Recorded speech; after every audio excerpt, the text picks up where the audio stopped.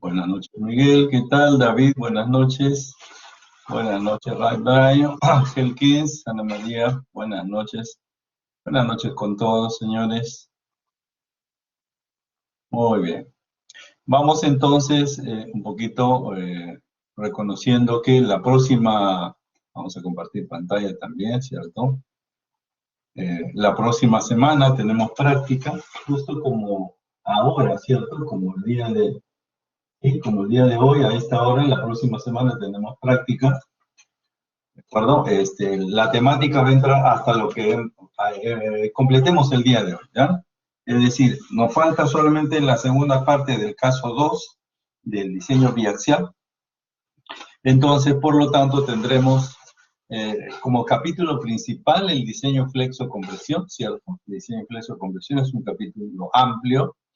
Tenemos el efecto de esbeltez como conceptos de teoría, de entender qué cosa es lo que está pasando al interior de una columna cuando consideramos una columna esbelta. Hemos hecho diagrama de interacción, hemos usado ábacos, ¿cierto? Hemos usado, pues, la estimación del acero, ¿no es cierto?, en una dirección, ¿está bien?, con ábacos. Y estamos completando la condición biaxial, ¿cierto? La condición biaxial, que implica para nosotros utilizar la ecuación de Bresler para verificar la condición biaxial en flexo-compresión, ¿de acuerdo? Entonces, toda esa temática, hasta lo que completemos ahora en el primer bloque, espero que no sea más de una hora, pues ahí estará nuestra práctica, ¿sí? Si no me equivoco, son 4 preguntas, así que va a ser una cosa rápida, creo yo. Hay preguntas de teoría, preguntas de cálculo, así que así es, Miguel. El próximo miércoles, por eso dije, con la próxima semana, como el día de hoy, tenemos práctica, ¿sí? Entonces tenemos preguntas de teoría, tenemos preguntas de, digamos, ejercicios cuantitativos, ¿no es cierto? Algo que sí les puedo sinceramente decir que va a venir diagrama de interacción de todas maneras, ¿ya? Diagrama de interacción de todas maneras, ¿no? Es algo que hemos aprendido a hacer, habrá que practicar nada más. Y diseño en flexo compresión con verificación de condición biaxial de todas maneras. Entonces ahí ya usted tiene 2 preguntas fijas, ¿no es cierto? Creo yo que es ineludible esos 2 temas en este capítulo un poquito grande, ¿no? Estamos después del examen parcial, semana 9, semana 10, semana 11, ¿no es cierto?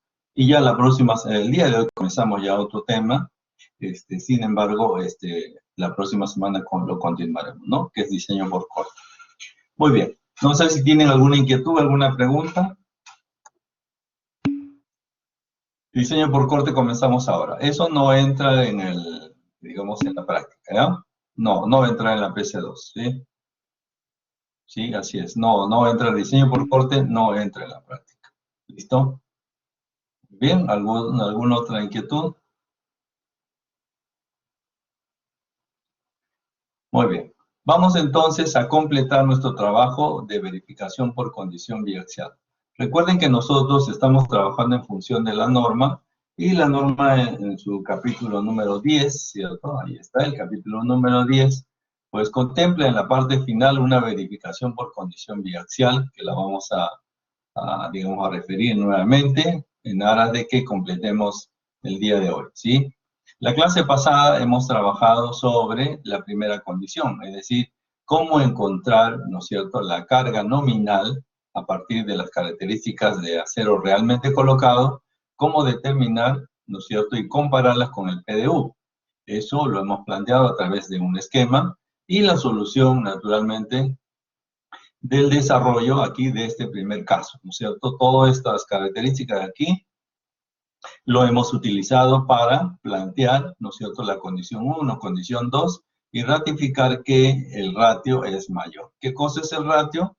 El phi p sub n calculado a partir de las características de la sección. La sección en este caso era una columna de 60 por 60, es una columna, llamémosle así, cuadrada, ¿no es cierto? De tal manera entonces que esa capacidad nominal llevada a nivel de diseño, es decir, para poderlo comparar con el PDU, naturalmente tiene que ser mayor, ¿de acuerdo? Si es mayor phi P sub n que P sub u externo, porque el P sub u es carga externa, no se olvide, ¿ah? Phi P sub n es la capacidad nominal de diseño, es capacidad interna, o sea, la capacidad porque tiene una sección cuadrada de 60 por 60, porque tiene una cuantía de 36 centímetros cuadrados, ¿cierto? Y en función de eso ha sido posible medir su capacidad nominal, ¿no? en diseño. De tal manera entonces que el ratio yo no creo que sea ningún problema el considerar que sea mayor que 1, ¿cierto? Muy bien, no sé si tenemos alguna pregunta o alguna inquietud respecto al tema concluido desde el caso 1. Señores, caso 1 completo, que es la aplicación de esta primera parte, ¿cierto? Todo está aquí en la condición biaxial en el capítulo 10, artículo 18. ¿Está bien? Hemos aplicado entonces la ecuación número 1022. Ahora, cuando nos dice que el PU, ¿no es cierto? Que el PU no sea mayor, sino que sea menor que 0.phi P sub n, ¿cierto? P sub 0n, debemos aplicar esta condición, ¿de acuerdo? Esta condición. De tal manera entonces que nosotros ahora vamos a analizar esta condición y vamos a ver, a referirnos para deducir qué nos están pidiendo y de qué manera lo vamos a aplicar, es decir, de qué manera vamos a utilizar todos los diagramas que tenemos. En principio vamos a reconocer algunas cositas.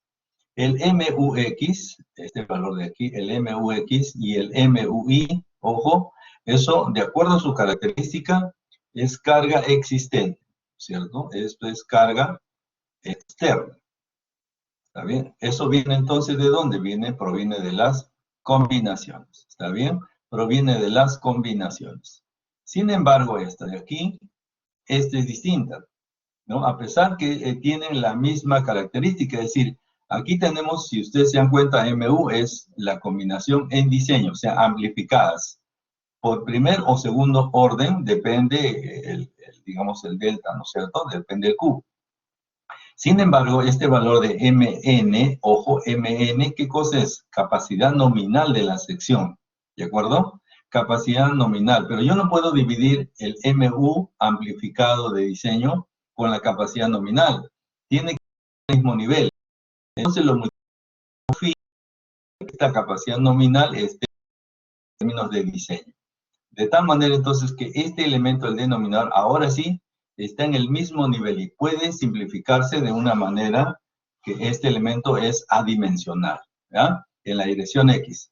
Y de la misma manera sucede esto en la dirección Y.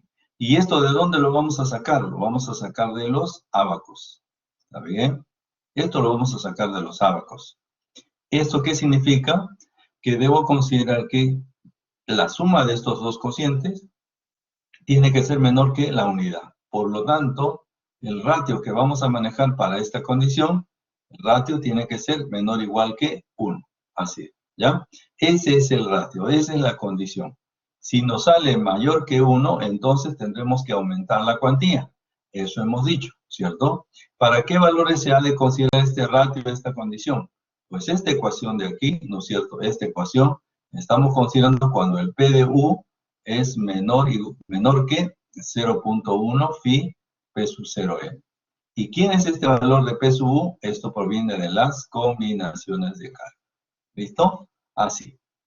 Aquí muy claramente dice donde phi M sub nx y phi M sub ni son las resistencias, ¿está bien? No son cargas, son las resistencias de diseño de la sección con respecto a los ejes X e Y respectivamente, ¿está bien? Entonces, por favor, distinguir claramente esto. El numerador MUX y el MUI son las combinaciones, son producto de las cargas externas amplificadas por primer orden o segundo orden de acuerdo a lo que nos han entregado. Y el MNX, como dice aquí muy claramente, es la resistencia.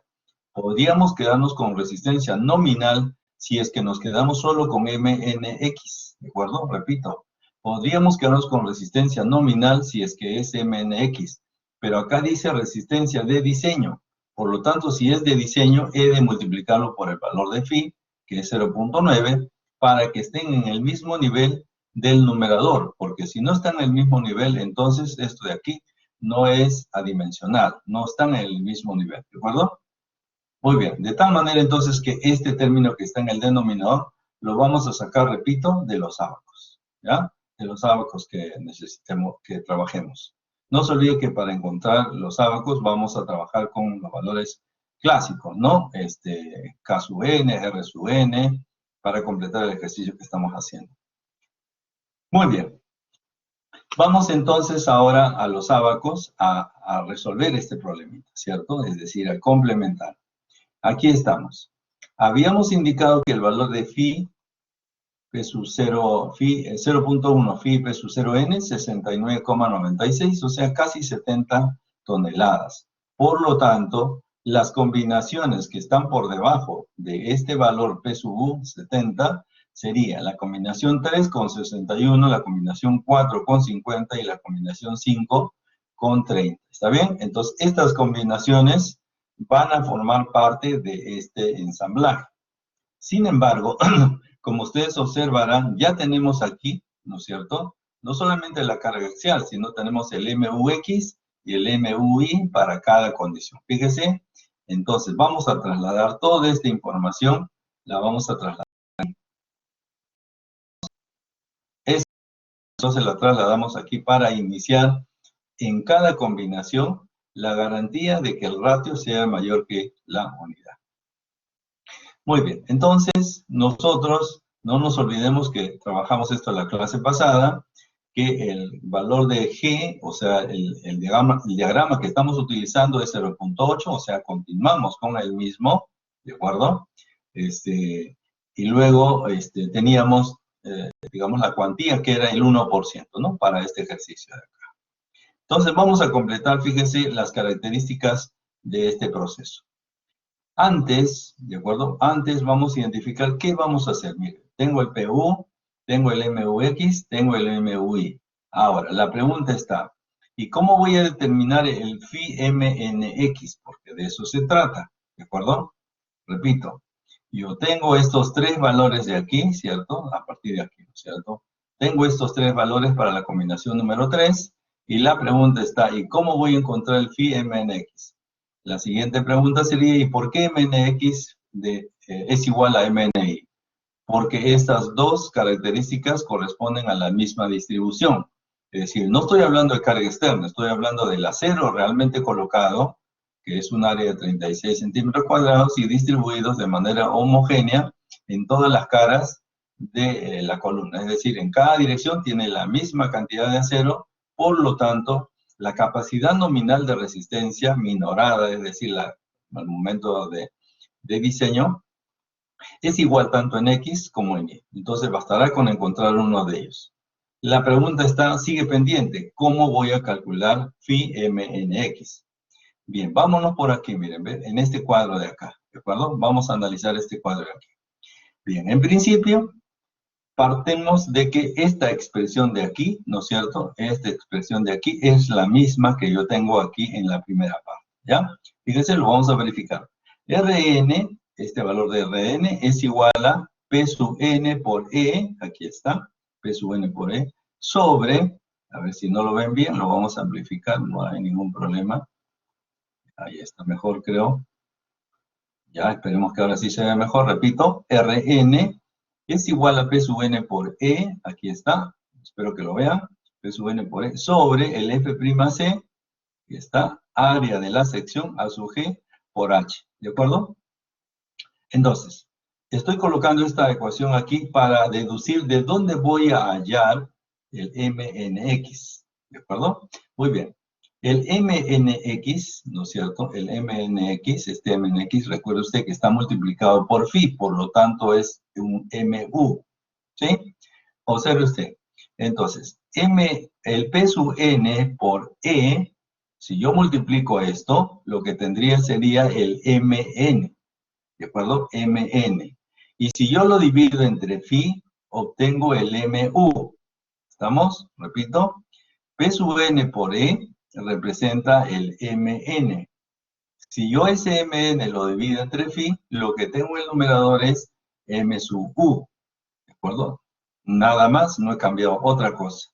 Luego voy a despejar MU. ¿Estamos? Despejo MU. Y MU no es otra cosa que Rn por todo lo que está en el denominador. Aquí lo tenemos, ¿cierto? Repito, phi, aquí está, Rn, F'C y G. Ah, aquí faltó el F'C, ¿no? Uy, pues, ajá, faltó el F'C. No hay problema, ¿ya? Este valor va con el A sub G, no se preocupen.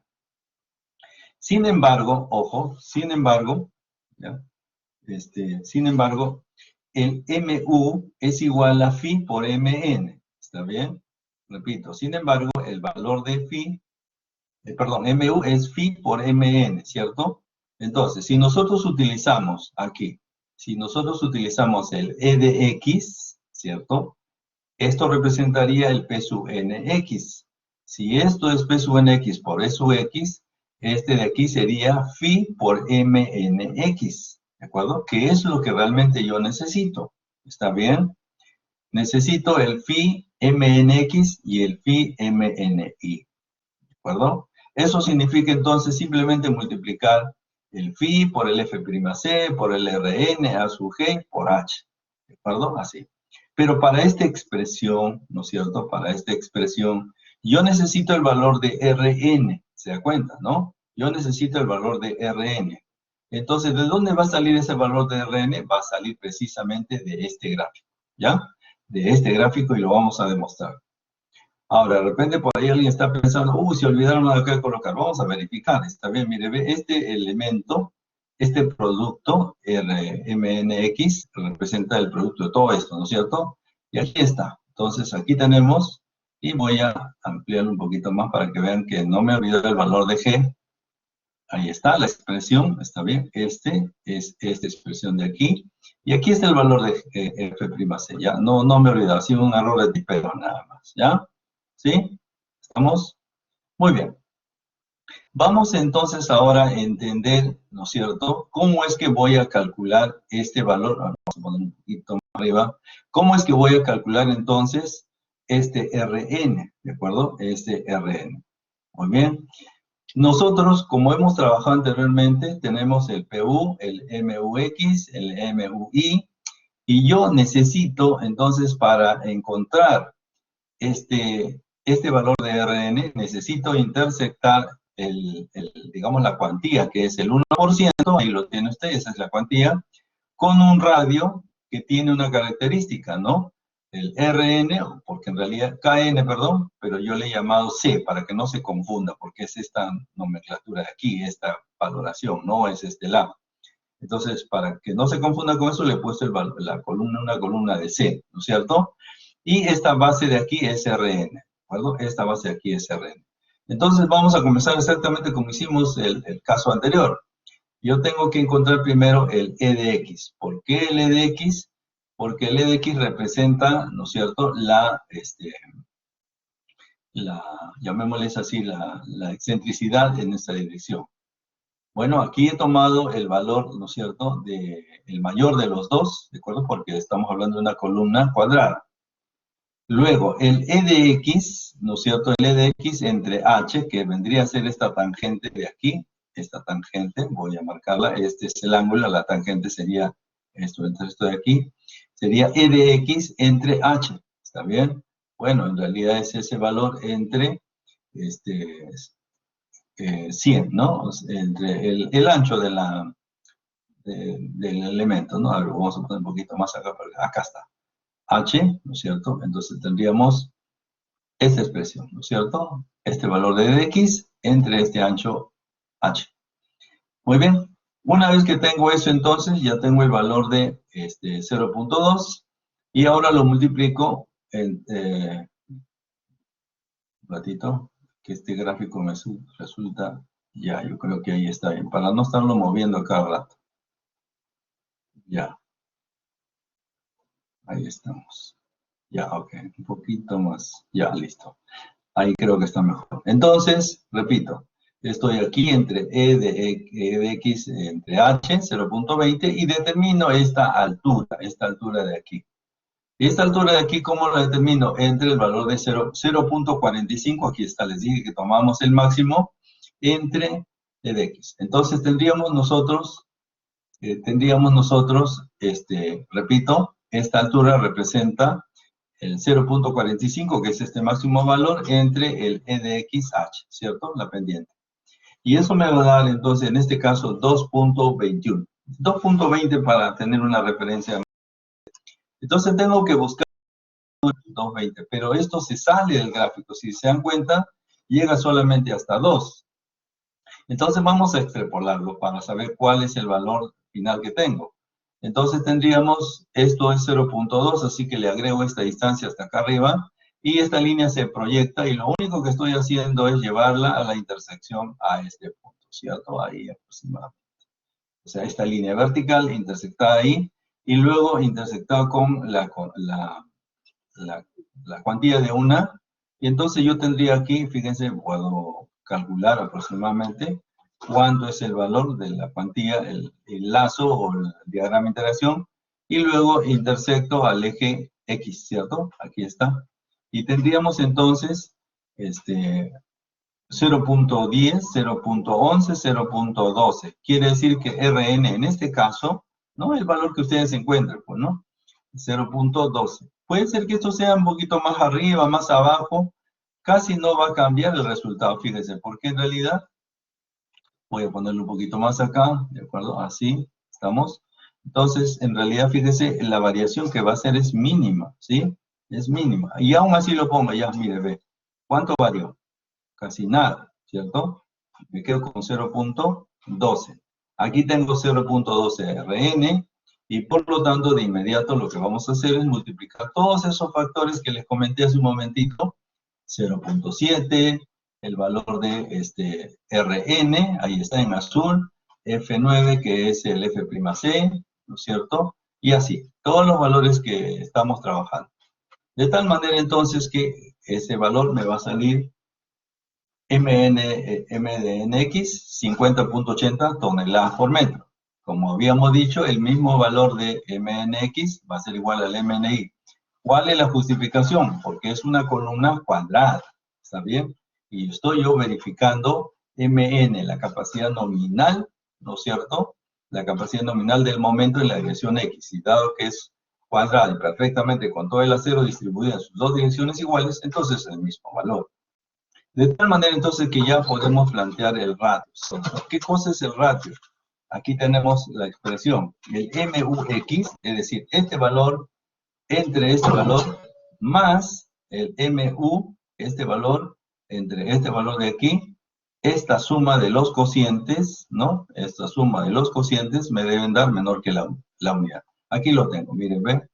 Aquí está. Tengo entonces, bueno, acá he tomado uno solo porque, bueno, va a dar lo mismo, ¿ah? Pero, en fin, como es como llamemos, el mínimo común múltiplo, ¿cierto? El mínimo común múltiplo, los dos denominadores son iguales, ¿está bien? Entonces la expresión de sumar por separado da lo mismo que si yo sumo los numeradores y lo divido entre el denominador, ¿no? Para eso lo he simplificado así, ¿no? De tal manera que vamos a, digamos, hacer la operación simplificada, vamos a tomar la expresión numérica del modo más simplificado. Repito, aquí entonces yo podría haber puesto o colocado H25 entre N25 más I25 entre N25, ¿cierto? Queda lo mismo en realidad, ¿no? Para no retirar ello. Y ese valor que me sale es 0.23, ¿está bien? Y 0.23 es menor que la unidad. Entonces quiere decir que se ha cumplido con el primer elemento. ¿Listo? Muy bien. Vamos a hacer el segundo y el tercero porque necesitamos hacerlos todos, ¿de acuerdo? Entonces, en el caso del segundo, observe usted, comenzamos aquí con el E de X, ¿no es cierto? El E de X es el MU, ¿no es cierto? Necesitamos el MU entre la carga axial. Y eso me da 0.43. Luego determinamos el E de X, que no es otra cosa que el cociente de E entre H, que es 60. ¿Y por qué lo divido entre 100? Porque en realidad esto está en centímetros y este de X está en metros, ¿ya? Por eso. Una vez que tenemos eso, 0.45 lo voy a dividir entre el valor de Rn aquí y eso me da 0.62. Entonces ahora voy a buscar ese valor de 0.62 en esta línea. Entonces voy a llevar esto de aquí, habíamos dicho esto es 0.60, ¿no es cierto? 0.60, esto es 0.64, 68, 72, 76, 80. O sea, si esto es 0.64, la mitad de eso, ahí estamos. Aquí estoy mirando la mitad de esto. Y entonces voy a descender esta línea, ¿no es cierto?, hasta el punto de intersección, ahí, aproximadamente. Listo. Ahora traslado esta línea vertical y lo tendré aproximadamente allí, ¿cierto? No, un poquito más acá, aquí. Ahí está. De repente un poquito más, un poquito menos. Un poquito menos, creo. Bueno, ahí lo que le dé la vista, ¿de acuerdo? Ahí. Vamos a darle ahí. Entonces, ¿qué lectura le darían ahí? Bueno, esa lectura que le daríamos ahí sería 0.10, 0.11, pero es antes del 0.12. ¿Está bien? 0.11 y algo, cercano al 0.12. Bueno, yo le he puesto 0.118. ¿Alguien le ha podido colocar 0. Mire, voy a colocarlo, ¿ah? 0.117, imagínense usted, ¿no es cierto? ¿Va a cambiar un poquito el resultado? Claro que va a cambiar. Puedo colocar aquí 0.116, por ejemplo, ¿no? Está muy lejano a 0.6 en realidad, pero bueno, de repente a alguien se le puede ocurrir eso, ¿no es cierto?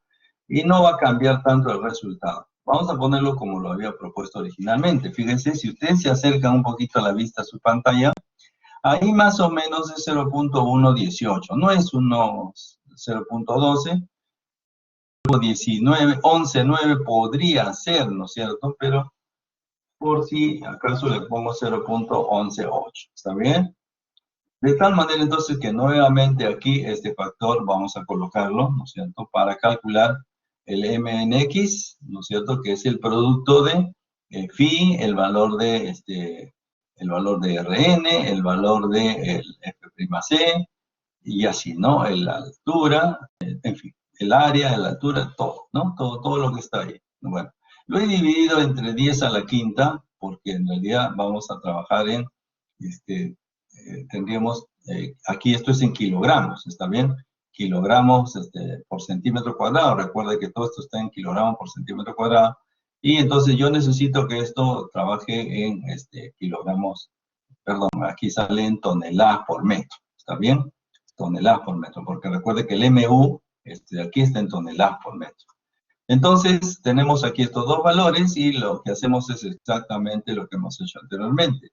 El MUX entre el MNX más el MUI entre el mismo valor, que es el mínimo común, y entonces el resultado me da 0.68, puede ser 0.67, 0.69 en ese rango, por ejemplo. Sin embargo, lo importante aquí es que estos valores, hasta el momento, son menores que la unidad, ¿de acuerdo? Entonces, ¿qué representa esto hasta el momento?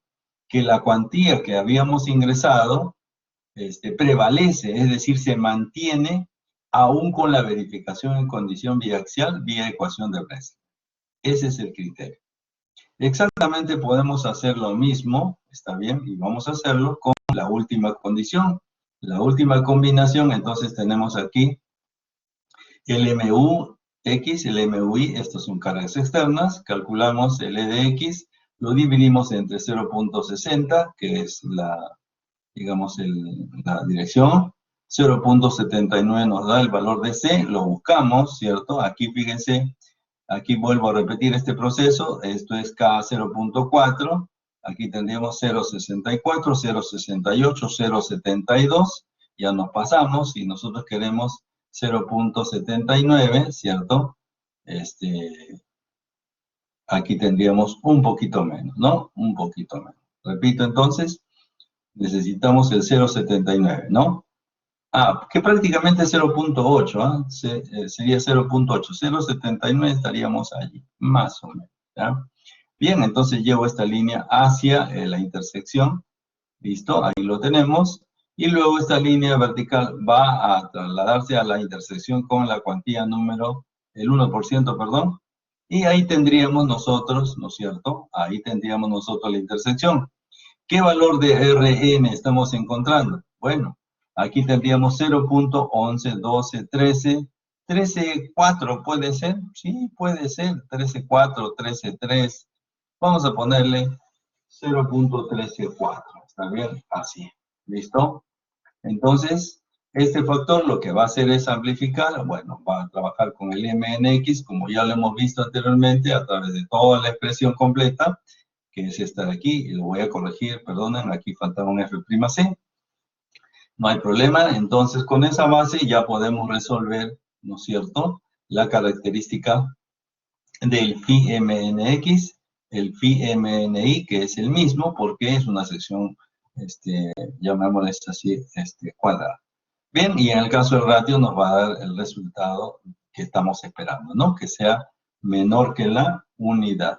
Por lo tanto, fíjese, esta verificación por condición biaxial se ha hecho entonces para el caso 1, ¿no es cierto?, que contempla esta condición y se ha constatado aquí que el ratio es mayor que la unidad. Y para el caso 2, cuando el P sub U, estos valores de aquí, es menor que phi P sub 0n, también se ha consignado que los resultados son menores que la unidad, ¿cierto? Para las dos condiciones específicas. Por lo tanto, ¿cuál es la respuesta en realidad en este caso? Bueno, la respuesta es que, para el presente caso, que con estas condiciones de carga, habiendo estimado como primer paso, ¿no es cierto?, esta característica, habiendo verificado que cumple las condiciones de biaxial, entonces la cuantía 0. O el 1% queda ratificada. ¿Está bien? Solo en este instante ya podemos distribuir el acero que corresponde.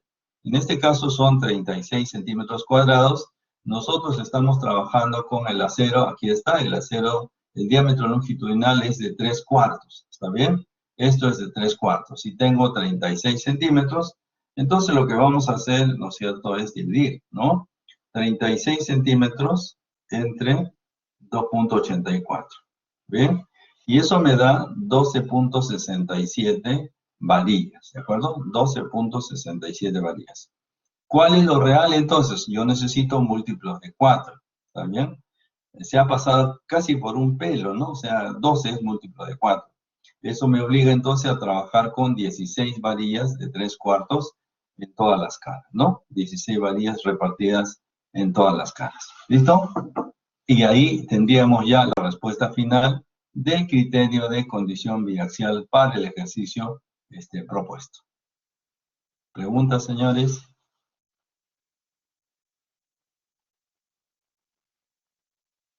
Creo que acá había...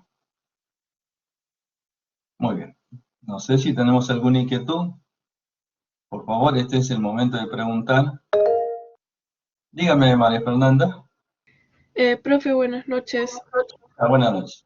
Para la PC también, por ejemplo, sí, nosotros estábamos tomando para hallar la cuantía solo el momento último en X porque era el mayor respecto a Y. Sí, sí, ¿Eso sí, correcto. también, de esa manera vamos a resolver todo Así o es, sí. solo es una excepción por ser una columna cuadrada? Bueno, lo que pasa es que esta es una columna cuadrada y aquí había que chequear en X y en Y de modo independiente. Lo que en realidad estoy presentando un ejercicio el más simple posible para no alargar el ejercicio. Pero es cierto, si nosotros tuviéramos una sección rectangular, tendríamos que trabajar como lo hemos hecho aquí, fíjense. Aquí hemos hecho en la dirección X y en la dirección Y, ¿no es cierto? Así. Es A decir, pesar evaluar de... los dos casos en X y en Y. Correcto, así es. Evaluar los casos en X y en Y. Así es, para esta segunda parte. O sea que el valor de MNX, ¿no es cierto?, tendría que ser distinto al MNI. Bueno, sí, habría que agregar, ¿no es cierto?, digamos, más trabajo, ¿no? O sea, en realidad es más operaciones, nada más, ¿no? Ya, profe, ¿Listo? gracias.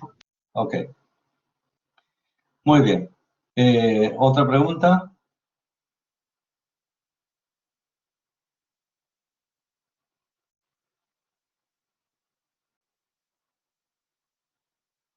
Bien, parece que no hay preguntas, o se entendió todo o no se entendió nada. Espero que sí, hayan, digamos, un acercamiento ahí. Porque con esto, ya, correcto, muy bien. Estamos ahí, Aaron, dice, a ver, quiero ver cuál de los dos no quiere que cumpla.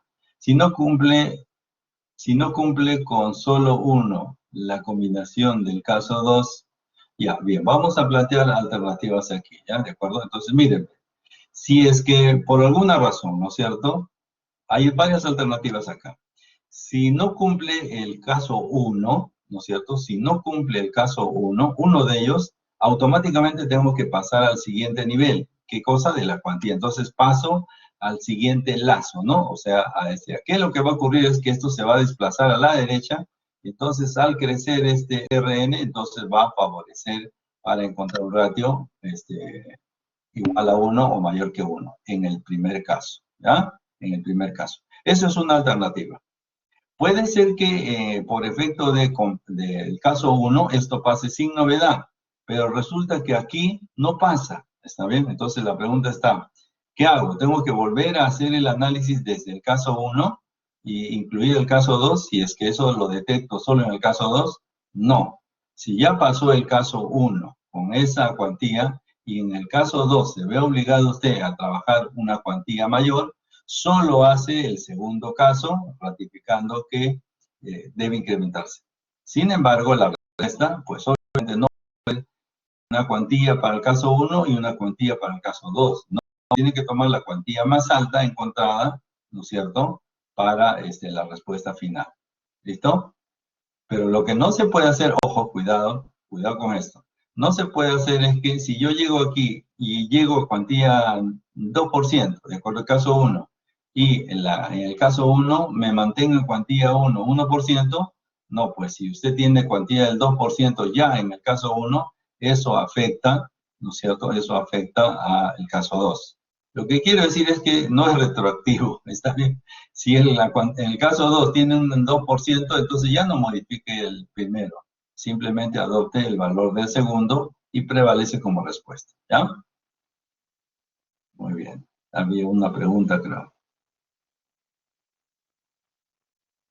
Sí, sí, está bien con los valores positivos. Sí, eso es correcto. Sí, no consideren los valores negativos. Sí, puede ser que hayan casos como el que encontramos.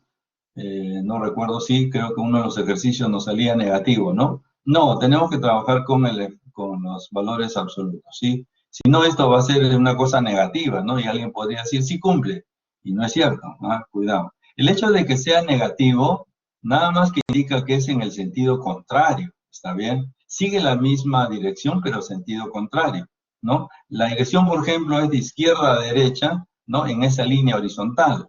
Pero el sentido puede ser de izquierda a derecha o de derecha a izquierda, pero sigue siendo la misma aplicación, ¿ya? Ese es el sentido del signo, ¿ya? Entonces, en este caso se trabaja sin el signo, o el valor absoluto, por llamarle así, ¿no? Muy bien. ¿Alguna otra pregunta más?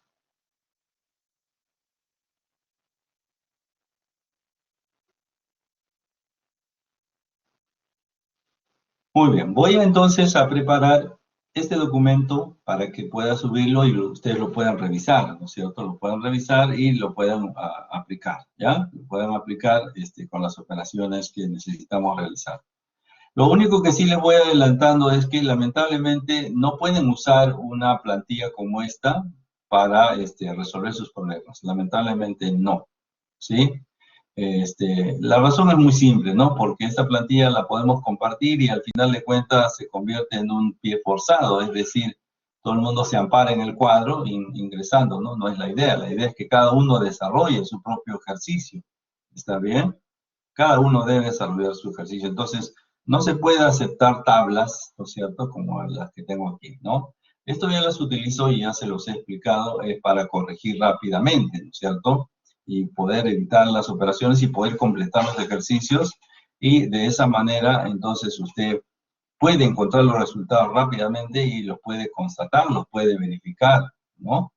Entonces, pero no es la evaluación, lo que corresponde en la evaluación es un desarrollo, como se dice, a mano, ¿está bien? Un desarrollo a mano. No podemos presentar tablas de desarrollo con Excel ni ningún otro programa, ¿ya? Muy bien.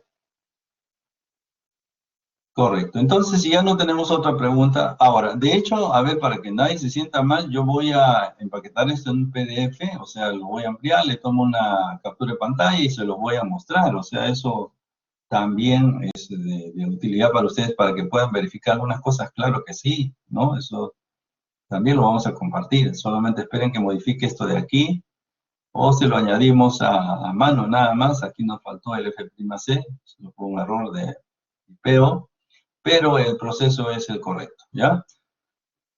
Muy bien. Dejamos entonces el capítulo número 4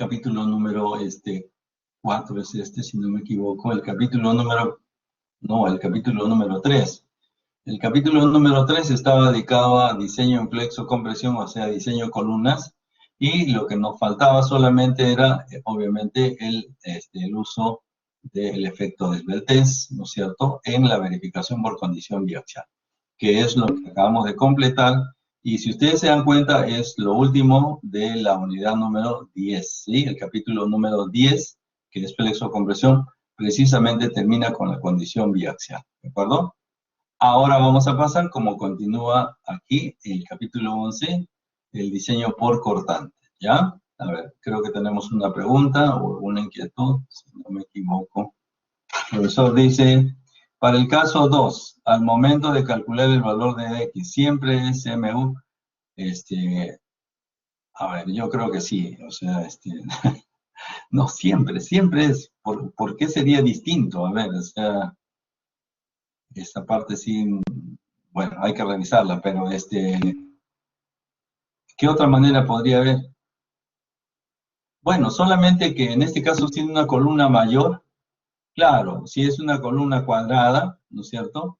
Tomamos el caso más desfavorable, ¿no? Solamente eso. Pero, obviamente, siempre será el caso correspondiente, ¿no? MUX, MUY en cada dirección, si fuera rectangular, y si es que fuera cuadrada, podríamos asociarlo al mayor valor, solo en ese caso, ¿ya? Solo en ese caso. ¿Está bien? ¿Sí? Correcto. Muy bien. Ok, está bien. Gracias por la pregunta también, pero un poquito capciosa, ¿no? Podría entenderse otra cosa, pero es correcto, ¿no? Columna rectangular con el MUX, el MUY. Columna cuadrada, el mayor valor. ¿Listo? Eso simplificaría un poquito las cosas. Listo, señores. Entonces vamos a entrar a un nuevo capítulo, ¿cierto? A un nuevo capítulo. Esto lo tenemos también en el aula virtual, fíjese. Aquí se los voy a mostrar. Esto corresponde entonces a la unidad número 4, ¿cierto? En la unidad número 4, que ya está habilitada, está bien, vamos a diseñar a los elementos horizontales y verticales por diseño por cortante. Con respecto a la torsión, vamos a ver de manera muy sutil una cosa muy pequeña, ¿sí? No vamos a entrar a la torsión. ¿Por qué? Porque no hemos visto, si ustedes se recordarán, en mecánica de materiales no hemos visto secciones rectangulares sujetos a torsión, ¿no es cierto? No hemos visto, ¿de acuerdo? Ese tema se ha suprimido, ¿de acuerdo? Se ha suprimido. Antes, hace pues 2 años más o menos, o un poquito más, o 3 años, sí se enseñaba la torsión en elementos rectangulares, ¿no? Pero se ha suprimido ese tema, por lo tanto el efecto torsión se ve simplemente de modo simbólico, ¿de acuerdo? Entonces aquí, en realidad el diseño es estrictamente, propiamente dicho hablando, es el diseño por cortante, ¿de acuerdo? Para elementos horizontales, como son las vigas, y para elementos, digamos, verticales, como son las columnas. En buen romance, lo que significa el diseño de columnas por corte, y de vigas por corte, no es sino encontrar un sustento para colocar los estribos, ¿cierto? Como ustedes pueden observar aquí, ¿no es cierto? Hay muchas letras, hay muchas, estos estribos que saben qué cosa es, ¿no es cierto? Pero tenemos que entender por qué se coloca, por qué dice aquí 2H, 2H, ¿no es cierto? ¿Por qué dice S máximo de medios, Fi medio, Fi mínimo 3/8, en fin, ¿por qué dice S aquí? ¿Por qué dice 5 centímetros? En fin, todas estas letritas que están aquí, las vamos a analizar, ¿de acuerdo? Las vamos a analizar. Entonces, de tal manera entonces que eso corresponde al diseño por cortante, ¿sí? O por corte. El diseño entonces se le llama así diseño por cortante, aunque en realidad debería llamarse diseño por tracción diagonal, ¿de acuerdo? Ese es el nombre correcto, pero de acuerdo a la norma, como ustedes ya están revisando de este lado, dice acá diseño por cortante, asociado a que tenemos un diagrama, ¿no es cierto? ¿Se acuerdan del diagrama de fuerza cortante? Asociado a esa característica, ¿no? De tal modo entonces que vamos a ir revisando lo que dice la norma y vamos a ahondar un poquito del tema y vamos a reconocer que el diseño por cortante no es otra cosa que el diseño por tracción diagonal, ¿de acuerdo? Así, con esos términos incluso y debidamente fundamentado, ¿ya? Muy bien. Antes de comenzar este capítulo número 11, ¿no es cierto? Vamos a ver un pequeño video que un poquito cierra el diseño por flexión y aquí aparece el diseño por cortante de una manera muy sutil, ¿de acuerdo? Y lo vamos a comentar a finalizar el video para que ustedes recapaciten entonces cómo es que el diseño de una viga es integral, es decir, no se trata de diseñar longitudinalmente y luego transversalmente, no, sino que pertenece, ¿no es cierto?, al desarrollo de falla de cualquier viga sujeto a flexión, ¿ya? Vamos a ver entonces ese video antes de comenzar esta presentación. Bien, es un video en realidad mudo, pero espero que lo puedan revisar. Vamos.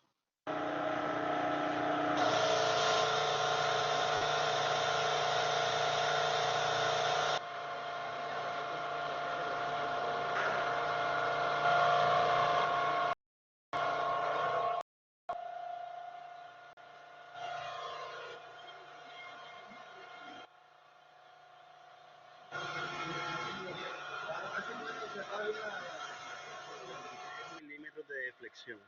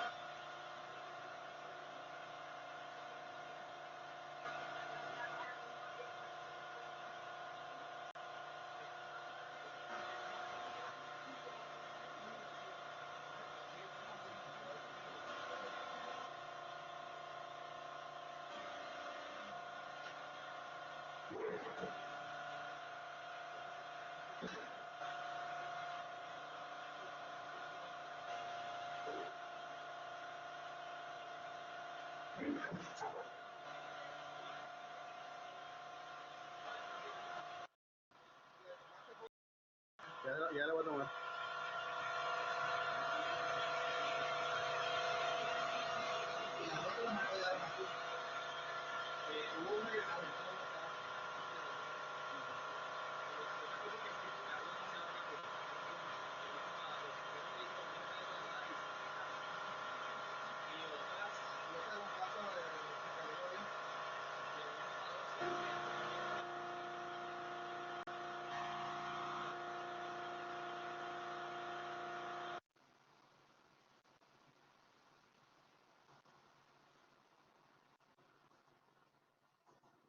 Muy bien.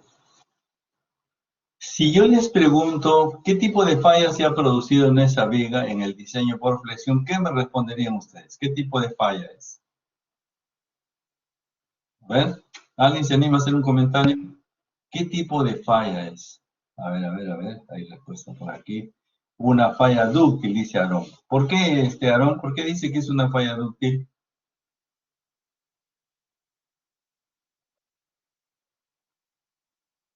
Está en lo correcto, no se preocupe, pero quisiera que me fundamente un poquito, o es lo primero que se le ocurrió. Fluye el acero. Ujú. Bueno, yo no le he visto fluir al acero, pero sí he visto otras características que me hacen pensar que es un diseño dúctil. ¿Ya? No sé si usted ha visto el acero que fluya, pero no, sinceramente no lo he visto.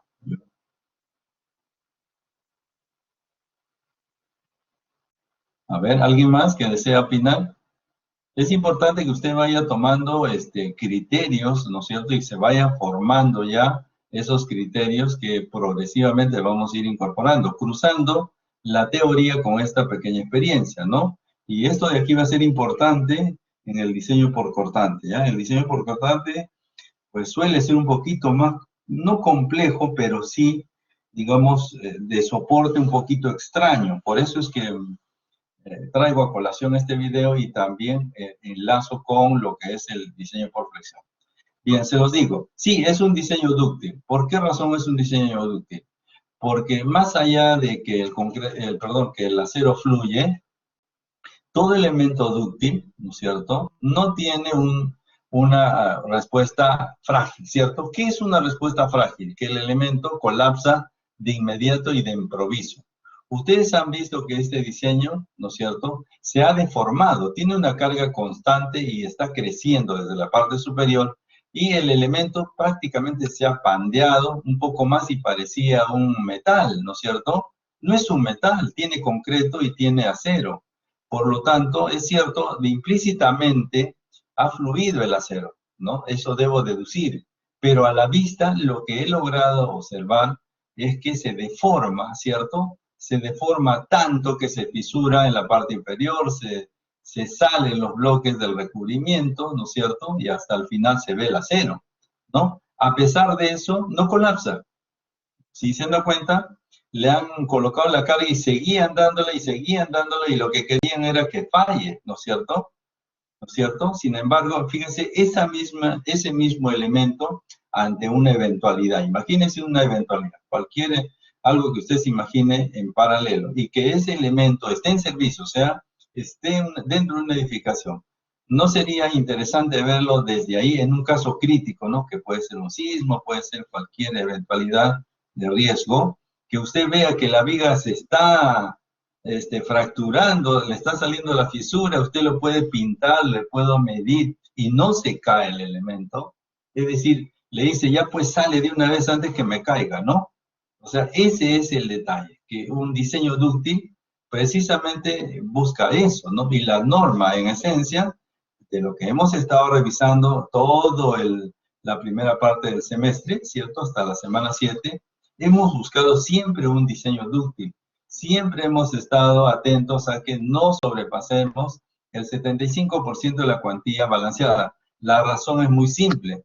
No queremos que se caiga sin la posibilidad de que avise que está por caerse y entonces es posible evacuar. ¿Se da cuenta? Ahí tenemos un claro ejemplo, entonces, de que ese diseño es dúctil. Es dúctil porque es capaz de deformarse sin colapsar. ¿Se da cuenta? Ese es el ejemplo vivo, entonces, de un elemento que al ser sometido a una carga, provoca una flexión, por cierto, la zona de tracción está en la parte inferior, el concreto salta porque el concreto pues no trabaja a tracción, el que va a entrar a trabajar ahí es el acero va a fluir, de todas maneras lo va a hacer, ¿no es cierto? Sin embargo, la zona de compresión, en la parte superior, se mantiene incólume hasta el final, ¿no es cierto? Hasta el final se mantiene ahí y eso se llama, en esencia, diseño dúctil, ¿de acuerdo? Ok, Aaron, gracias. Usted tenía toda la razón, ¿no es cierto? Y usted ha respondido teóricamente, y está bien, ¿no? Teóricamente sabemos que el acero fluye cuando es dúctil y se produce esa circunstancia. A esto le añadimos entonces ese criterio. Ductilidad, elemento que es capaz de deformarse aún sin colapsar. ¿De acuerdo? Claro, va a llegar un momento en que inevitablemente va a colapsar, ¿no? Pero ante una circunstancia de esas características, si uno se encontrara en una edificación así, pues lo más lógico por supervivencia es que saldría, ¿no es cierto? Y el margen que le da de salida es lo importante, ¿ya? No es que no se caiga, sino que le da un margen para que usted pueda evacuar en cualquier circunstancia de ellos, ¿sí? Entonces, vamos a añadir ahora, entonces, cómo es que la norma, ¿no es cierto? La norma contempla esa posibilidad, es decir, la norma nos dice que todos los elementos tienen una capacidad de resistencia al cortante. Y aquí nuevamente nos chocamos con la generalidad del diseño por resistencia. ¿Cuál es? El que nos indica que en general phi por Rn, ¿cierto? Es mayor o igual que el Ru. Esto ya lo hemos manejado durante todo el ciclo y lo vamos a seguir manejando. Esta propiedad es transversal, pasa por todos los diseños. Entonces, en ese sentido, para aterrizar en este tema, lo que tendríamos sería que phi, ¿no es cierto? Phi por el cortante nominal tiene que ser mayor o igual al cortante último amplificado. ¿Está bien? Sin embargo, el B sub n no es solo, es decir, cuando tenemos un elemento de concreto armado, tenemos la capacidad del concreto añadido a la capacidad del acero. Y es el acero precisamente el que vamos a estudiar. Este de aquí, ¿cómo participa? Esa es la pregunta, ¿cierto? ¿Cómo participa el acero? El concreto sí lo sabemos, ¿no? El concreto tiene una capacidad, este B sub C es 0,53, raíz cuadrada del F'C por el BW por D. Bueno, eso ya lo veremos en un momentito. Esa es la capacidad del concreto a corte. Sin embargo, la pregunta es, ¿qué sucede con el acero? ¿Quién es el que participa? Pues obviamente es el estribo. ¿Está bien? Es el estribo el que participa. ¿Cómo se distribuye ese acero a lo largo de toda una viga, una columna? Pues aquí están los elementos, ¿ya? Los elementos de juicio. Entonces, vamos a reconocer esto que nos plantea la norma, ¿cierto? Y vamos a ir revisándolo progresivamente, ¿de acuerdo? Progresivamente. Usted dirá, oiga, pero aquí aparece 0,17 y usted ha puesto 0,53. Sí, correcto. No se olvide que esto está en el sistema internacional, ¿no? Si nos vamos al capítulo, el anexo número 2, podemos irnos aquí abajo, ahí estamos. Aquí está el anexo número 2. Entonces, el diseño por corte, por ahí está, acá está, señores. Entonces, será 0,53 F'C raíz cuadrada BW por D. ¿Está bien? Entonces, tener mucho cuidado de lo que estamos haciendo. Siempre hemos estado revisando eso a lo largo de todo este proceso, ¿de acuerdo? De tal modo, entonces, que eso es lo que vamos a hacer ahora. Entonces, antes de revisar la norma, o sea, complementarla, la norma con los capítulos que sean pertinentes, vamos nosotros a fundamentar en qué consiste realmente el diseño por corte. ¿Listo? Eso es lo que vamos a hacer el día de hoy. Muy bien, lo vamos por aquí. Cuando entonces nosotros nos referimos al diseño por corte en vigas, que eso va a ser lo primero que vamos a hacer, ¿no? Diseño por corte en vigas. Luego haremos el diseño por corte en columnas, ¿sí? Para entenderlo mejor entonces en esta primera parte, cuando tratamos de entender el diseño por corte en vigas, no podemos desligarnos, ¿está bien? No podemos desligarnos en general del comportamiento de una viga. Por eso yo les he planteado ese desarrollo de la falla de una viga que está sujeto a flexión, que no solamente es a flexión, ahorita lo vamos a ver. Entonces vamos a estudiar varios temas, ¿no es cierto? Varios subcapítulos de este diseño por corte para tratar de entenderlo. Y al final vamos a reconocer que esto no es otra cosa que tracción diagonal. Entonces, ¿qué vamos a reconocer en una viga? Vamos a reconocer las fuerzas y los esfuerzos. ¿Quiénes son las fuerzas? Bueno, las que carga una viga. Puede ser una carga distribuida, de peso propio, ¿cierto? Puede ser una carga concentrada, como la que hemos visto en el ensayo. Y los esfuerzos en una viga, pues, están desde el orden superficial e interno. Cuando hablamos del orden superficial es en la cara de la viga, y cuando hablamos en el orden externo, vendría a ser en tracción o compresión, dependiendo del tipo de carga y cómo se coloca. ¿Está bien? Las rajaduras, vamos a tratar de entender qué cosas son las rajaduras por tracción diagonal. Y nos vamos a referir precisamente al tipo de falla que se tiene en el desarrollo de una viga. La resistencia del concreto a la fuerza cortante, ya lo hemos visto, simbólicamente o numéricamente 0,53 para F'Cb por D. Sin embargo, vamos a aceptarlo como está, porque eso corresponde a un trabajo de laboratorio. O sea, no vamos a cuestionar por qué no 0,52 o 0,54, ¿no? Más allá de eso, pues ese valor está convertido del sistema internacional al sistema MKS. Luego, entonces, nos comentarán por qué el acero va a participar. Puede ser que en algún momento no se necesite el acero, que el concreto sea suficiente. A pesar de eso, ¿no es cierto? A pesar del capítulo 11, que es el diseño por cortante, hay digamos, un capítulo más adelante, que es el capítulo 21, que es como diríamos, la última etapa de apelación. Ustedes saben que judicialmente uno puede apelar, ¿no es cierto? a la última instancia, ¿no? Al nivel supremo, por decir, la Fiscalía Suprema, no lo sé, no soy abogado, pero a la Suprema, por decir, si vamos primero a un juicio y pierde usted, tiene la posibilidad de apelar a la Suprema. Aquí igualito, ¿está bien? Entonces, en el caso de una fuerza cortante, ¿está bien? Veremos con el capítulo número 11. Sin embargo, vamos a apelar y nos vamos a ir a la Suprema. ¿Quién es la Suprema? El capítulo 21, ¿de acuerdo? El capítulo 21 es la Suprema, es decir, él es el que dispone finalmente y da veredicto. Es decir, esas son las recomendaciones sismoresistentes para el diseño por tracción diagonal. ¿Estamos? Entonces, esa será la segunda parte. La parte haremos bajo las condiciones estrictas del capítulo número 11. Sin embargo, teniendo en cuenta que el Perú se encuentra en una zona sísmica muy alta, entonces prevalece la instancia superior, que es el capítulo 21, ¿de acuerdo? Y ahí tendremos elementos que rescatar, como es el momento nominal de una sección, de una viga, para hacer participar lo que llamamos el cortante probable de rotura, el BPR, ¿ya? Bueno, eso un poco más adelante. De tal manera que una vez que contemplemos todo ese proceso, vamos a tener dos tipos de distribuciones, ¿no? La distribución por estribos por el cortante estático, es decir, sin considerar el cortante probable de rotura, porque eso es un efecto sísmico. Entonces tendremos aquí una distribución de estribos estático, que significa sin considerar el efecto sísmico, y lógicamente eso está limitado a ciertas zonificaciones del país, ¿cierto? La selva, por ejemplo, y parte de las ejes selva, es decir, de la sierra hacia la selva, ¿cierto? Sin embargo, toda la costa y la mayor parte de la sierra está naturalmente con un efecto sísmico importante, ¿no? Zona 4 y zona 3. Y eso significa entonces que la distribución del acero va a cambiar.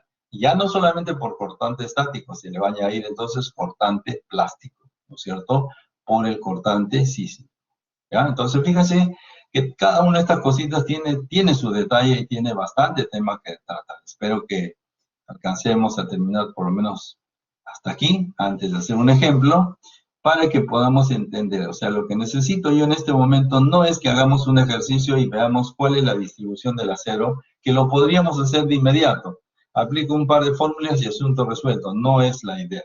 La idea es que usted tenga fundamento para hablar, ¿no es cierto?, del diseño por corte. ¿Está bien? Eso es lo que necesitamos, que usted adquiera esa habilidad, que sustente el diseño por corte.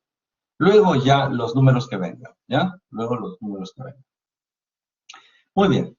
Nosotros hemos visto, ¿no es cierto?, lo que llamamos las fuerzas internas y sus diagramas, ¿no? Para una viga cualquiera, ¿no es cierto?, tendremos cargas independientes de cualquier tipo, sea distribuida, concentrada, y ante un corte específico nosotros vamos a encontrar fuerzas internas, ¿cierto? Fuerzas internas.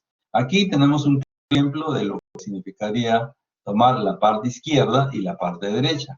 La consistencia está en que los momentos son iguales y el cortante son iguales, pero la dirección es contraria, ¿cierto? No nos olvidemos que si hacemos un corte y tomamos la parte izquierda, el momento es positivo, me refiero a antihorario, y el cortante hacia abajo es positivo, ¿está bien? Como valor, ¿está bien? Pero si planteo sumatoria de fuerzas verticales, esto naturalmente es negativo, porque va hacia abajo, ¿ya?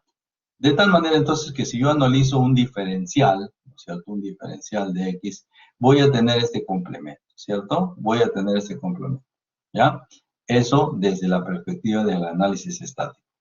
Desde la perspectiva de mecánica de materiales, ¿no es cierto? Imagínese usted que tengo una carga aplicada aquí y nosotros, ojo, nosotros tenemos un apoyo a la derecha y a la izquierda. Imagínense que este es el eje central. El gráfico se ha hecho lo más simple posible para tomar en cuenta esta característica, que es lo que voy a analizar ahora. Sin embargo, lo que nosotros hemos reconocido es que tengo un apoyo aquí y el simétrico está al otro lado, que está fuera de la pantalla. La carga está aquí en medio, ¿no es cierto? Y si tengo esa viga que hemos visto, ¿no es cierto?, de tal modo entonces que tengo un apoyo a la izquierda, un apoyo a la derecha con una carga central, nosotros en la superficie, ¿no es cierto?, de esa viga, vamos a tener estados planos de esfuerzo, ¿no? Esto lo hemos visto en mecánica de materiales, por cierto, ¿no? De tal modo entonces que esos estados planos no son los máximos, ¿cierto? No son los máximos, ¿sí? Eso solamente son estados planos, en la dirección X, en la dirección Y, en fin. Y la manera de calcularlos, pues el tau sería, ¿no es cierto?, el cortante por el momento estático entre la inercia centroidal y el ancho, ¿no? Eso lo hemos aprendido. Sin embargo, hemos aprendido también que girando, ¿no es cierto?, encontramos el esfuerzo máximo. Está bien, girando. O sea, aquí vamos a reconocer que al girar, ¿no es cierto?, un ángulo principal, vamos a encontrar precisamente el mayor valor. ¿Ya? Muy bien. Eso por esto. Ahora, miren, ¿ve? Vamos a acordarnos del video que hemos visto, ¿no es cierto? Y aquí nuevamente estamos, lamentablemente, el gráfico es así, pero estamos tomando solo la mitad, ¿de acuerdo? Apoyado aquí a la derecha y apoyado aquí fuera del gráfico, la carga central. Y lo que hemos visto en el proceso, ¿no es cierto? En el proceso de falla, ¿no es cierto?, de esta viga de concreto reforzado, es que existían fallas verticales aquí. ¿Se han dado cuenta? Si quieren, en un momentito voy a pasar otra vez el video, ¿ya? Pero hagan referencia o quédense también con esta imagen. Miren, ¿ven? Y hacia la derecha, hacia los apoyos, esta línea, miren, de la parte central hacia el apoyo, esta línea comienza a inclinarse. ¿Está bien? Comienza a inclinarse, ¿ya? Comienza a inclinarse.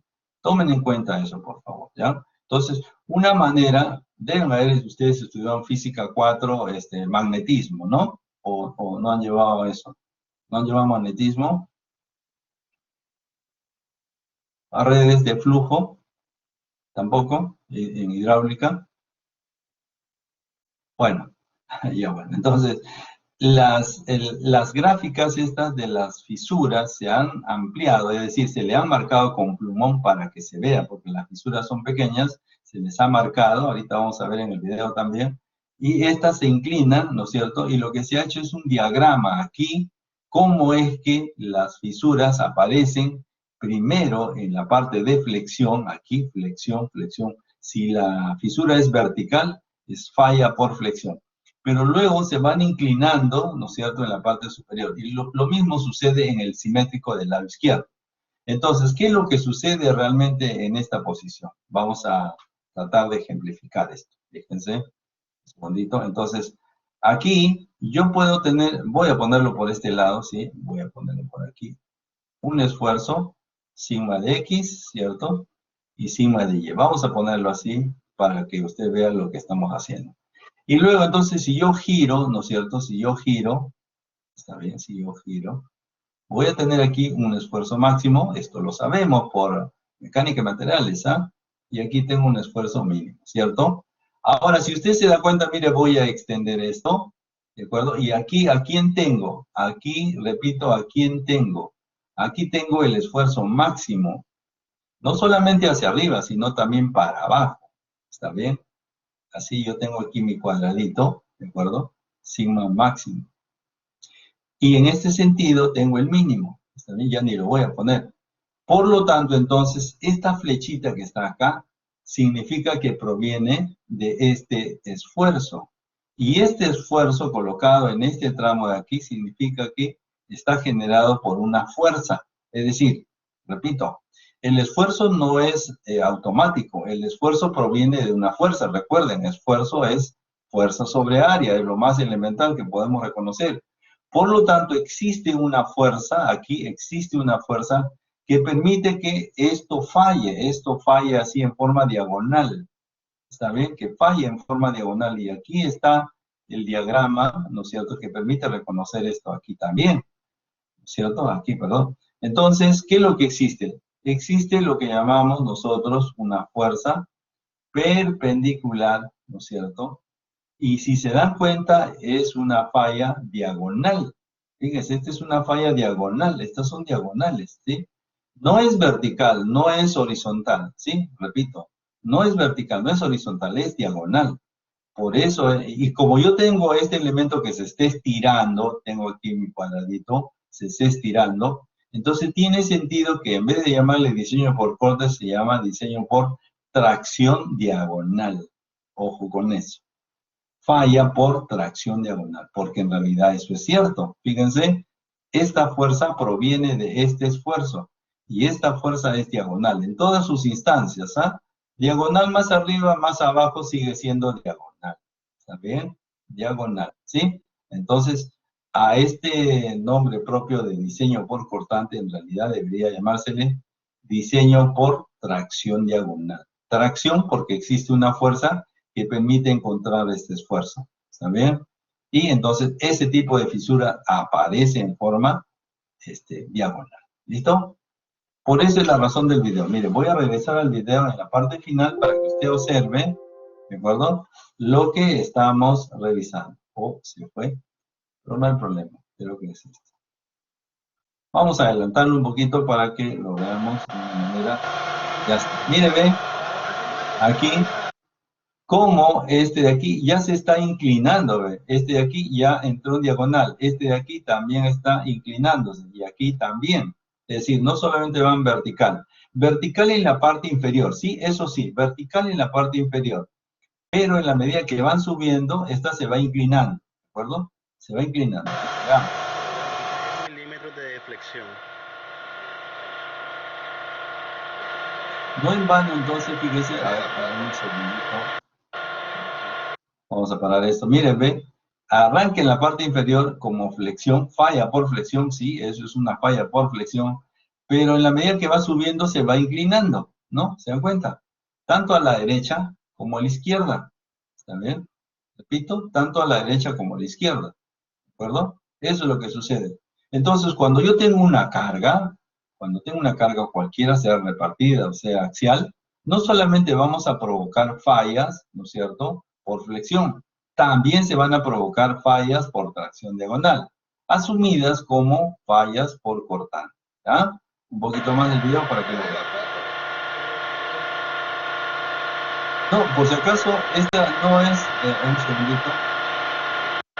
Por si acaso, no ese es el tamaño de la falla, o sea, en realidad, aquí lo que se ha hecho es pintarlo con plumón negro, ¿de acuerdo? Se ha detenido el proceso, se pinta esto con plumón, se mide, ¿no es cierto? Esto se mide estas grietas y se va colocando cómo va creciendo, ¿está bien? ¿Cómo va creciendo? Mire, cómo va creciendo esa brecha, eso es lo que se hace, ¿ya? Entonces, no es que aquí se ve oscuro y dice, ah, ya se fracturó todo, no.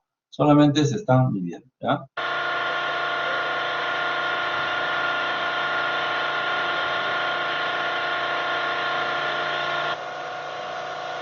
Miren cómo se está inclinando más aquí, acá también, ¿sí? Se están inclinando los extremos. Normalmente este tramo de aquí y este de aquí no está muy cargado, pero pareciera que está un poquito desalineado, pero bueno.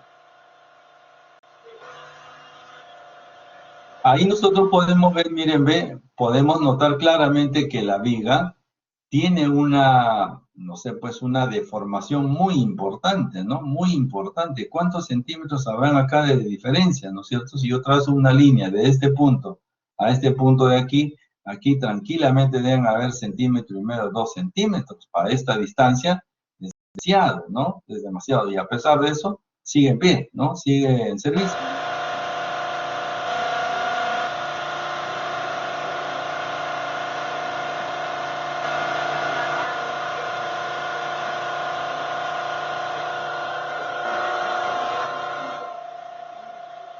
Muy bien, Ben. Aquí entonces también esta línea no duró mucho, no fue vertical, sino se inclinó inmediatamente y hace que colapse todo, ¿no? Sin embargo, estas líneas tienen esa tendencia, aquí también tienen la tendencia y en la parte central original tenía esa tendencia, ¿de acuerdo? Entonces, nosotros, si estamos diseñando por corte, debemos reconocer que la falla que estamos reconociendo es por tracción diagonal. Ese es el entendimiento entonces, de la trayectoria del esfuerzo principal que produce una falla por tracción diagonal, ¿de acuerdo? Sí, ya. Entonces, tenemos 3 tipos de rajaduras, ¿no? Una rajadura por flexión, ¿cierto? Una rajadura por tracción diagonal, aquí hay un borrador, aquí dice rajaduras de tracción diagonal, ¿de acuerdo? Y rajaduras por flexotracción, ¿de acuerdo? Así. Yo les sugiero que lo lean, pero a mí me interesa más el gráfico. ¿Sí? Fíjense, cuando usted vea, ¿no es cierto?, en servicio, una falla, una fisura, tiene aquí un elemento de juicio para ver cuál es el orden y de qué manera entonces tiene la tendencia de falla. Si la rajadura es vertical, es un problema de falla por flexión. ¿Qué puede ser eso? Demasiada carga o el acero que se ha colocado no es el suficiente para la carga que tenía originalmente. De repente le cambiaron de carga o le cambiaron de sobrecarga y entonces esto comienza a fisurarse por fricción. Sí, repito, si está en la parte inferior y tenemos rajaduras verticales, es una rajadura o falla por flexión.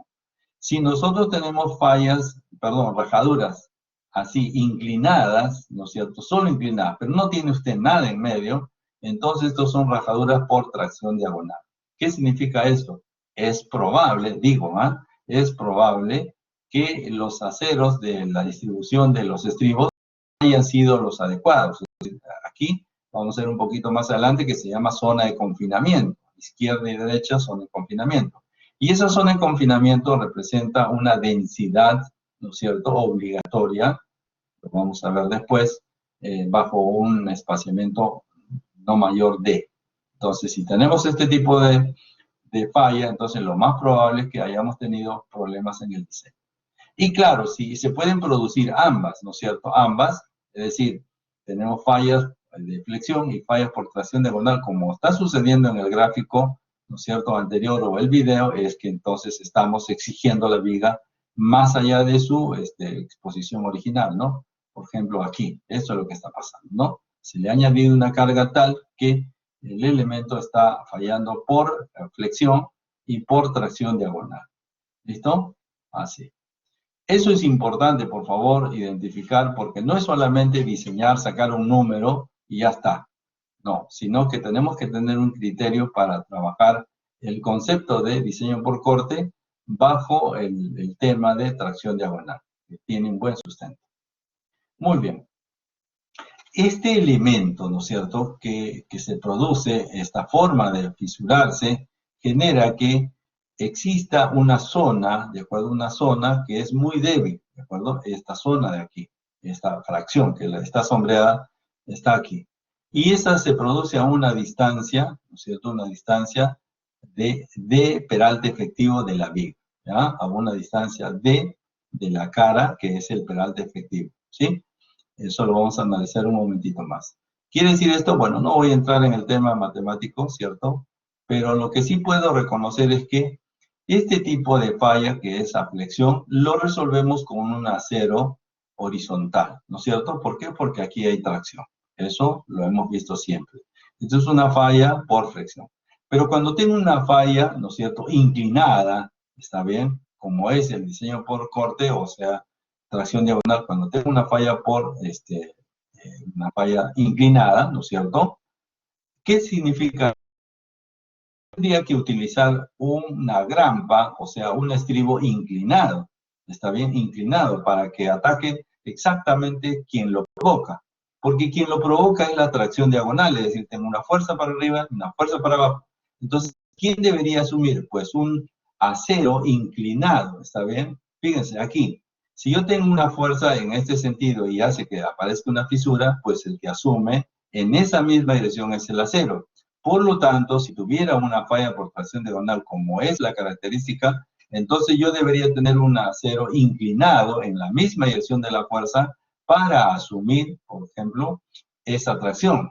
Es así entonces que el refuerzo por corte, es decir, el estribo, debería ser inclinado, ¿sí? Si yo tengo una falla de esta naturaleza, debería tener, ¿no es cierto?, un estribo inclinado, ¿ya? ¿Por qué? Porque la fisura es inclinada. Sin embargo, ustedes saben perfectamente que los estribos no son inclinados, los estribos son verticales al eje longitudinal del acero de refuerzo, ¿cierto?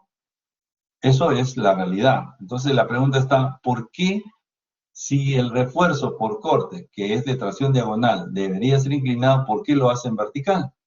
A ver, ¿qué me dirían ustedes?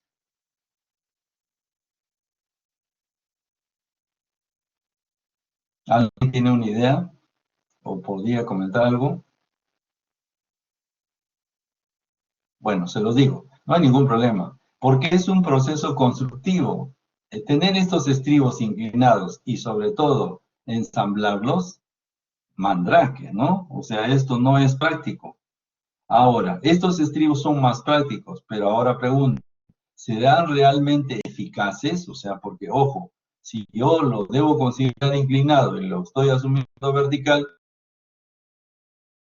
solamente una parte, ¿no es cierto?, del estribo realmente trabaja, una componente, por llamar así, y la otra componente se está desperdiciando, ¿está bien? Se está desperdiciando, esa es la realidad.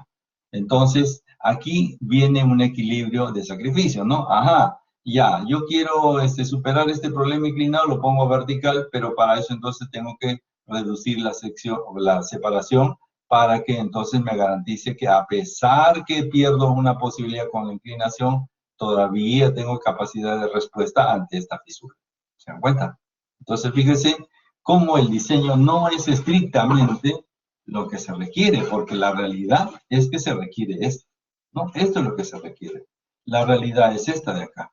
Entonces se asume que una parte se va a tomar de esa manera. ¿Listo? Muy bien. Entonces, aquí viene la descomposición, pues, porque en realidad, repito, tenemos, ¿no es cierto?, esta necesidad inclinada, está bien, pero se va a asumir una, digamos, un estribo que tiene un BS, es decir, el cortante del acero, ese es del steel, ¿no?, del acero, entonces una parte de esto va a trabajar, la otra fracción no va a trabajar, ¿de acuerdo? Así, bien, no vamos a entrar ahí. Entonces, de acuerdo al código de la CI y a nuestra norma, el B sub n, la capacidad nominal del concreto, tiene, ¿no es cierto?, dos componentes, ¿no?, el concreto y el acero. El del concreto, pues eso es una fórmula, lo sabemos, una capacidad específica, y el cortante del acero será en función de lo que me falta respecto del BU, ¿de acuerdo? Eso lo veremos a continuación. Entonces, fíjense, nosotros vamos a disponer que si tengo un apoyo, bueno, aquí tengo el eje central de la viga simplemente apoyada y tengo una carga distribuida, pues nuestro diagrama de fuerza cortante tendrá esta característica, ¿no? Supongo que deben acordarse en el curso de concreto, perdón, de estática básica, ¿no? Una viga simplemente apoyada con carga distribuida tiene una línea inclinada, ¿no?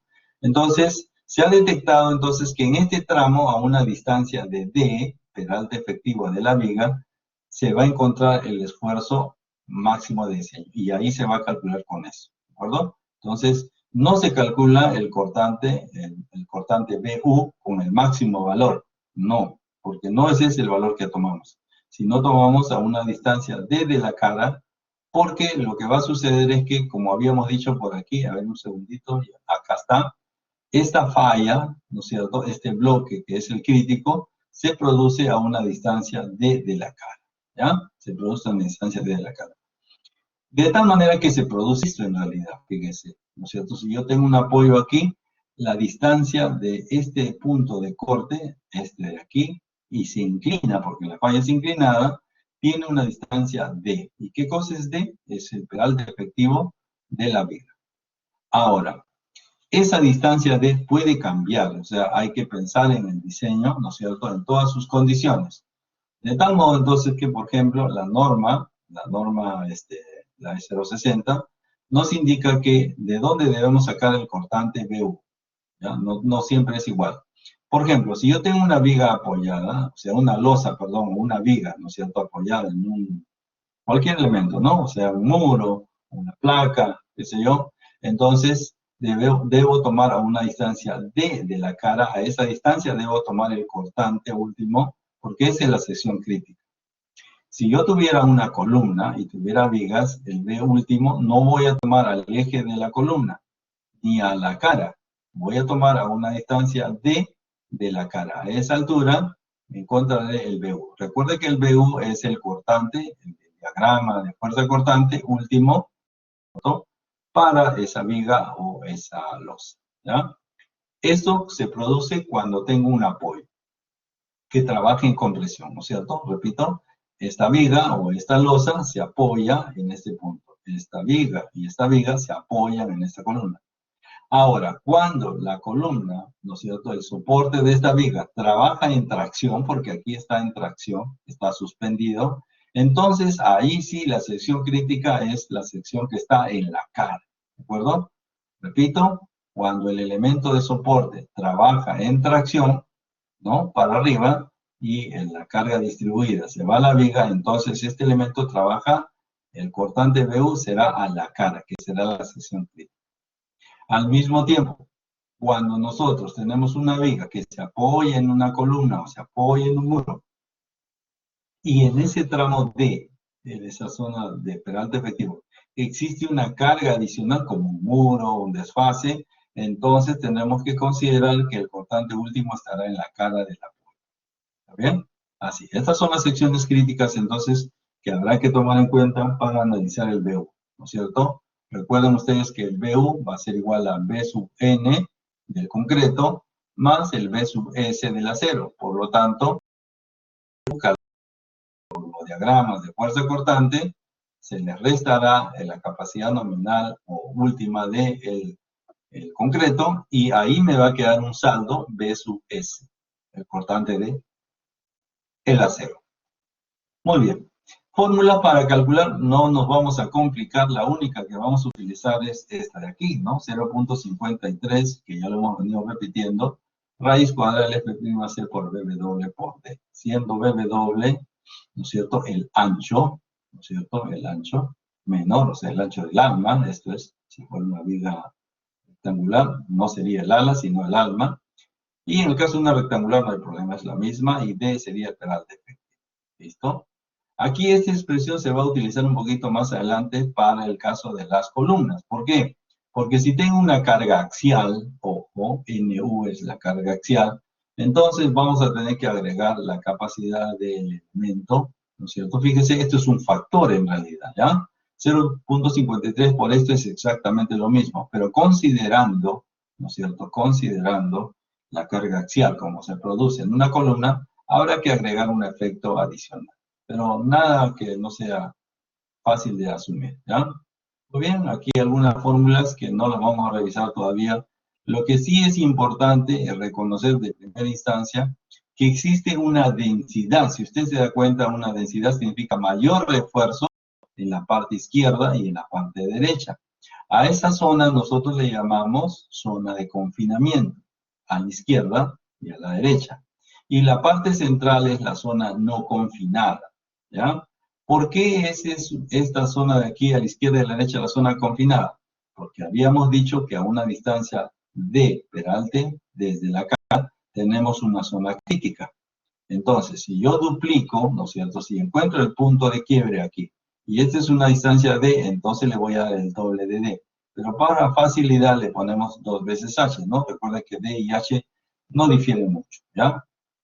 Entonces, aquí esta distancia implicaría el doble de a la altura, si el peralte de la viga, y de la misma manera este lado, que tiene mayor densidad, mayor concentración de refuerzo, ¿sí? Y lo que está afuera, no. Ahora, es lógico también, si yo tuviera un diagrama de fuerza cortante para una carga distribuida, lo que tendría sería una, llamémosle así, sube, desciende con una pendiente y luego regresa, ¿no? Y si lo tomo en el otro sentido, sería una corbata Michi, ¿no? O sea, ¿qué sucede en esencia? Que en el medio, ¿no? En el centro, prácticamente no tendríamos necesidad de diseño por corte. Lo que sería al revés es que en la zona de los apoyos, a la izquierda y a la derecha, sí tendríamos una mayor demanda. Eso entonces hace ver que esto corresponde a una distribución aproximadamente razonable, ¿de acuerdo? Aproximadamente razonable. Bien, no me voy a quedar con esto porque estas recomendaciones están en la norma sismo resistente, ¿de acuerdo? Y bueno, hay algunos requerimientos mínimos que tampoco lo vamos a tomar. Esto de aquí, esto lo vamos a ver con detalle, ¿de acuerdo? Y van a haber aportes de la resistencia máxima. Bien, aquí tenemos un ejemplo, pero no lo vamos a comenzar, ¿de acuerdo? No lo vamos a comenzar para trabajarlo en esto en la próxima sesión, ¿ya? Aquí lo único que queríamos hacer es un recuento, ¿no es cierto?, de la introducción. Es más importante aquí, antes de hacer un ejercicio, reconocer, ¿no es cierto?, que el efecto en lo que llamamos diseño por corte no es otra cosa que el diseño por tracción diagonal, como lo acabamos de ver. Muy bien, señores, yo creo que ha sido suficiente con esto. No quiero avanzar un poquito más porque la práctica está circunscrita solamente hasta flexo compresión y a partir de la próxima semana comenzaremos ya con el diseño por corte con este ejemplo, ¿no es cierto?, para poder trabajar la distribución de estribos. Todo esto lo vamos a ver la próxima clase y haremos lógicamente más ejercicios para que usted pueda tener una solvencia en ese sentido. ¿Listo? A ver, tenemos una pregunta. Dice el profesor, entonces, ¿es la unidad TRI? Sí, correcto, Ana María. La práctica número 2 es exclusivamente de la unidad número 3, que es flexocompresión. Como se dice, de cabo a rabo. Desde lo que hemos visto, el diagrama de interacción, hasta la verificación de diseño por condición biaxial, pasando por el efecto de esbeltez. Eso es. ¿Ya? Dígame, David. Profesor, ¿qué tal? Buenas noches. Sí. Al ver el video vi que la falla se originaba en el centro, entonces ¿no sería recomendable tener mayor cantidad de estribos en el centro que a los costados? No, porque en realidad, a ver, le voy a mostrar algo para que usted lo pueda visualizar también. El diagrama, mire, ve, el diagrama de fuerza cortante, ¿no es cierto?, tiene esta característica para una carga debidamente distribuida, ¿no? Supongo que eso sí se acuerda de estática. Entonces, el cortante BU, o sea, la carga externa, tiene un mayor valor hacia el eje. Sin embargo, se va a tomar a una distancia de la cara. Este es el BU. Ahora yo le pregunto, en el medio, exactamente en el medio, ¿cuánto es el cortante? 0, ¿no es cierto? Es decir, no existe cortante, por darle un nombre, no existe cortante en el medio, ¿no? Por lo tanto, no tendríamos necesidad de trabajar aquí ningún estribo. Pero la norma va a ser más cauta y va a decir, vamos a utilizar una distribución de estribo como mínimo igual a, eso lo veremos más adelante. ¿Está bien? Ok. El acero que... ¿Sí? El acero que vamos a colocar en la parte central está comandada por el diseño por flexión, eso sí, pero por cortante no, ¿ya? Entonces es solamente en ese caso que se originó aquella falla en el centro. O sea, por lo general Claro, tendría que así ocurrir es. por teoría a los costados. Sí, correcto, así es, por teoría y no solamente en teoría, en la parte práctica, yo he visto en obras, ¿no es cierto? Y todavía se molestan, ¿ah? O sea, algunos ingenieros que la verdad que preocupan. Yo he visto estas fallas en construcciones nuevas. Entonces yo les he recomendado, les he dicho, señores, yo les sugeriría que revisen el diseño por corte, ¿no? De repente les ha faltado un par de estribos más y la verdad que un par de estribos más no te hacen ni rico ni pobre. Yo, por ejemplo, si la norma me dice 1 a 5 y 10 a 10 centímetros, yo le pongo 2 a 5. No porque me sobre la plata o porque quiera dármela de muy reforzado, no. Porque digamos, resolver un problema de falla por corte es bien caro. O sea, colocar un estribo adicional, si no se coloca en el momento, es caro. ¿Está bien? Es más fácil resolver un problema por flexión que resolverlo por falla de tracción diagonal. Entonces, yo entraba más bueno, como todos, ¿no? Entramos más de una edificación, sobre todo esas edificaciones grandes, los centros de consumo, ¿no? Los malls y todo eso. Y pues la vista me gana, ¿no? Y siempre paro mirando dónde hay fisuras, ¿no? En el techo, en las vigas, en las placas, paro buscando fisuras. Entonces, esto es parte de la realidad, ¿ya? Esto es parte de la realidad. Entonces, si usted, ¿no es cierto?, ya le pone en una escala, ¿no? Ajá, verticales por flexión, diagonales por falla de tracción diagonal o estribos, y la falla combinada, entonces, cuando usted ve algo, casi le puedo asegurar con certeza que entre un 80 o 90% usted va a poder detectar estas fallas y decir por qué es, ¿no? No porque se nos ocurre, sino porque esto está verificando, ¿no es cierto? Está verificando lo que sucede en la realidad, ¿ya? Por eso esta primera parte, no quiero entrar a encontrar números, sino quiero que la cosa sea conceptual, ¿no es cierto? Que se entienda, en principio, que el diseño por corte en realidad debería llamarse diseño por tracción diagonal. Y el sustento lo tenemos a la vista, ¿ya? Ahora, que un estribo funcione mejor vertical o inclinado, pues tiene sus bemoles, ¿no? Como se dice, o sea, sus grados de dificultad, ¿no? Y difíciles de hacer en obra. Eso totalmente de acuerdo, ¿ya? Muy bien, señores. La próxima clase así vamos a hacer ejercicios y ya vamos a entender un poquito más cómo se distribuyen los estribos a lo largo de una riga. Muy bien, ¿alguna otra inquietud, alguna otra pregunta? Bueno, nos preparamos entonces para la práctica número 2, próximo miércoles, como el día de hoy. Digamos, como dice su compañera, la unidad 3 completa, ¿de acuerdo? La unidad número 3, que la hemos culminado hace una hora antes, ¿cierto? Identificando el complemento del diseño por condición biaxial, caso número 2. Bien, señores, si no tenemos una otra o alguna otra inquietud, ahí nos vamos a quedar. Señores, muy buenas noches. Gracias por participar.